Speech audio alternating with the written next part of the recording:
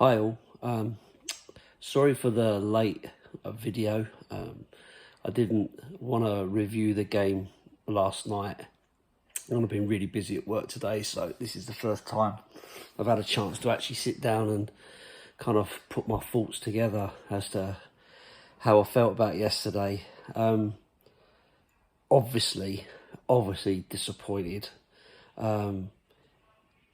It feels so difficult considering how upbeat we've been as Tottenham fans of late. We've had some really good results, certainly in the league, where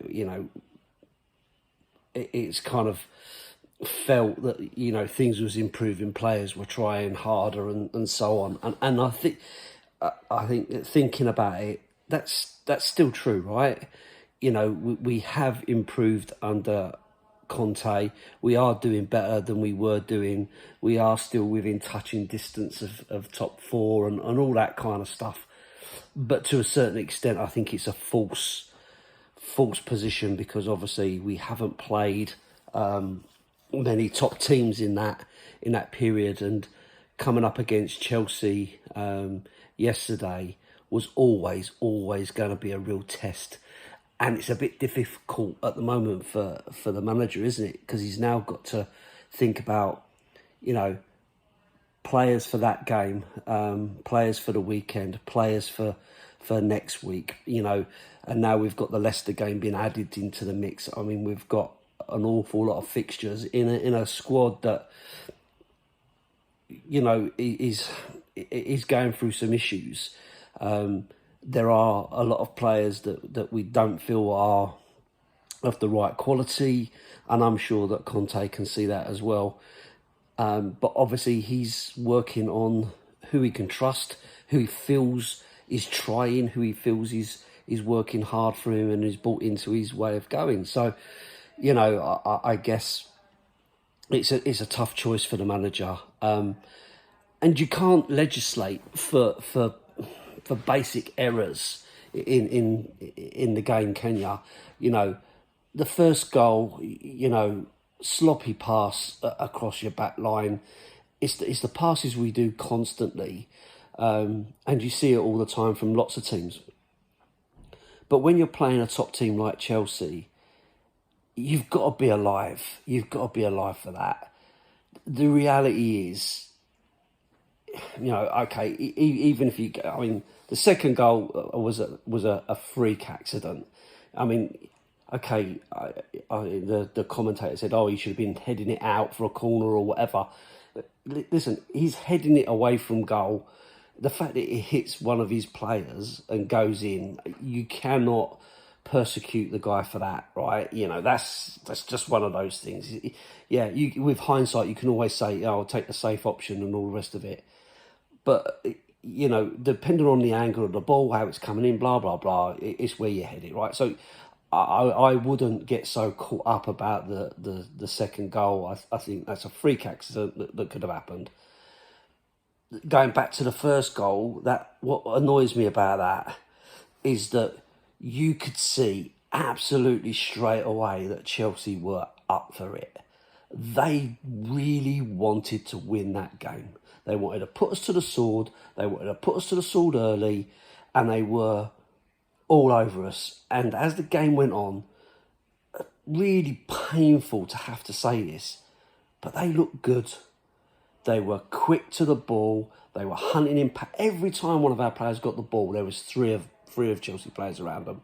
Their movement was brilliant.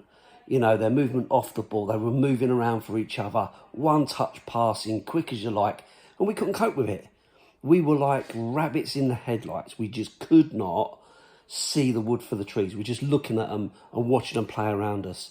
And far too many of those players were below the pace, off the pace. Hoiberg, and I've been an advocate of Hoiberg because I think, he works really hard and all the rest of it.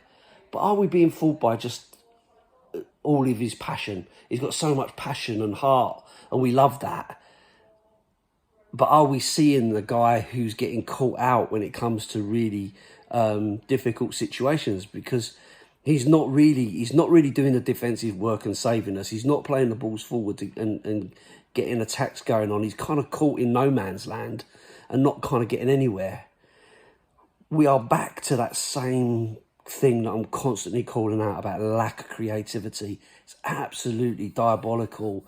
You know, last night I was reading on Twitter, you know, following the game as well, and so many people calling out Kane and Son and Mora and all the rest of it.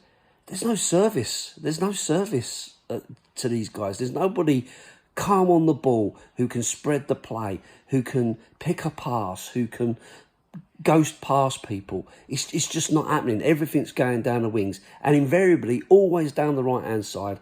And for the young guy who, again, he's getting pelters at the moment, Royal, you know, it's going to him and his crossing isn't happening. It's not working.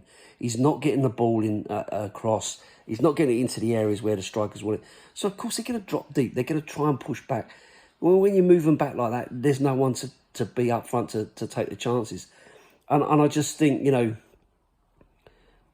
it's just really woeful at the moment. You know, that game just showed the golfing class for Chelsea, you know, over us. They were the far better team, certainly in that first half. Second half, yes, we played better. We got a bit more into the game. You know, we had a go. We didn't get overruled by it. And Chelsea didn't score any more goals, right? And arguably, the 2 goals they got, one's a freak accident. The other one's, you know, poor defending.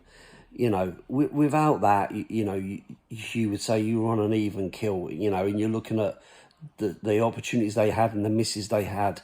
You know, to a certain extent, you count yourself lucky and you go, you know what? If I knew we were going to play that badly to end the game 2-0, I'd have probably took it, to be fair. But it's a mountain to climb, make no mistake, because Chelsea will come to White Hart Lane and they will still want the game. They'll still want to win. They'll want to win both legs. They'll want to put us under the cosh, end of story. And you know, and ultimately, when I'm watching that game, Chelsea are 2-0 up, and they were still push, and they were still hunting us down, closing us down, moving the ball quickly, you know, and it was just really difficult watch, you know, a really difficult watch, and I'm sure, you know, you guys probably feel the same.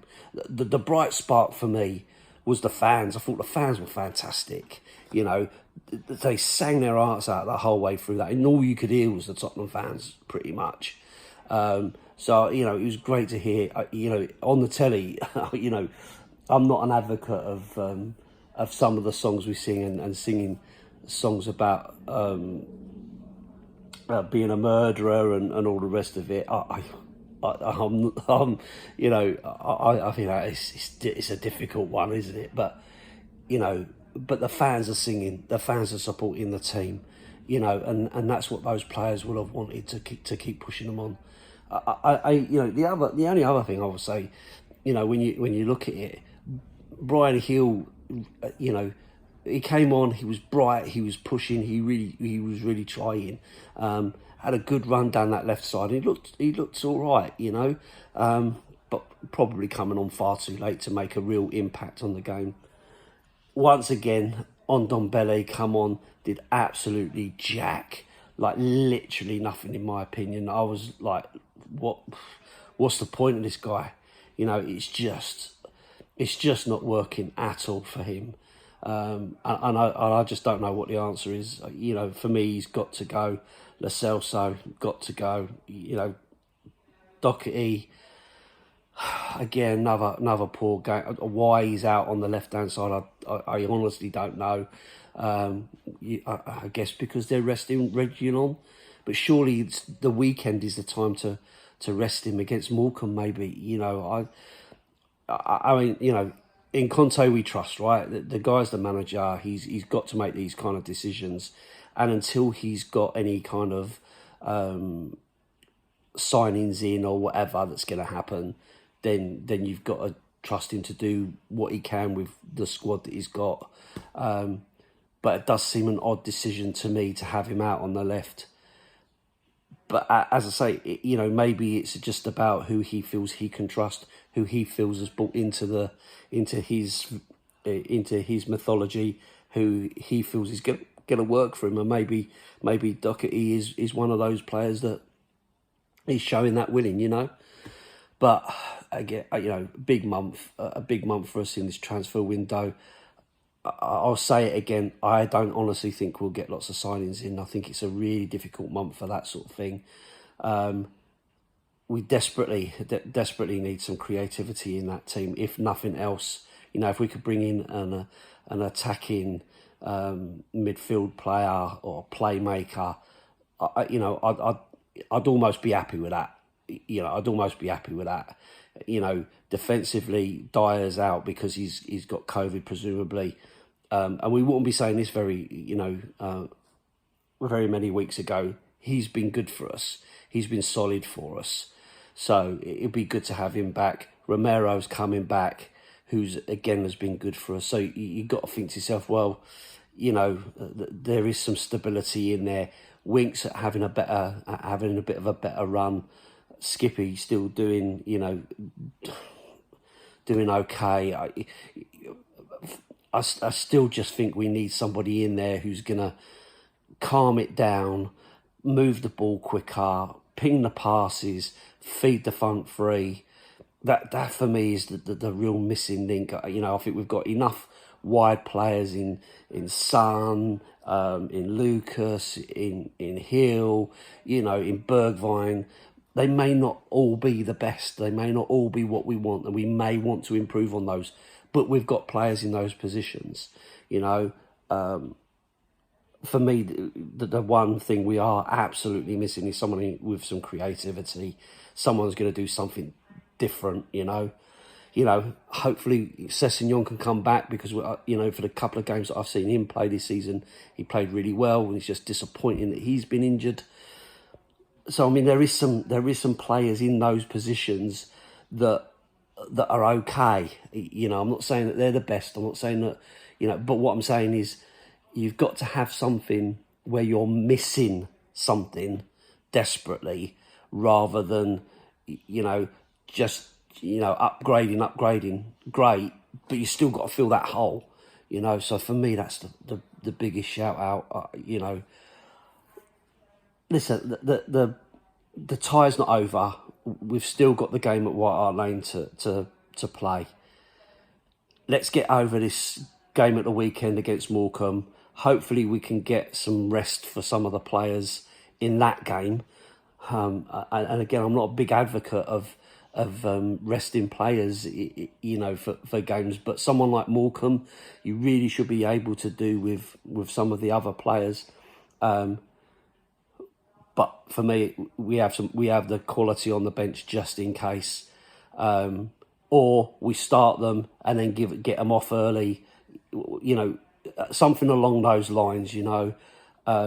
But let's use this weekend to gather, to get people back fitter, so that we can get into the game on Wednesday and try and give it a real go, because we've got to have the best squad or the best team that we can get out there on Wednesday. We can't have any weaknesses in positions. We desperately got to have Dyer back. We've definitely got to have Reguilon back, or Sessegnon for sure. You know, we need some width coming from that left-hand side, because it can't all just be coming from the right, you know, and see where we go from there. So I've not given up hope yet. But it is a tall order. And if Chelsea come at us in the way that they did in this first leg, then we are in banging trouble if our players aren't up for it and they don't start the game as well as they could do. So I'm going to keep the faith, and I'm going to keep hoping, keep supporting the team as we do, as the away fans did on Wednesday. I think next Wednesday will be a cracking atmosphere at the Lane. So yeah, we keep going. And as I said, apologies for the lateness of this video and this and my comments. For those of you that watch on a regular basis, I appreciate it. Up the Spurs.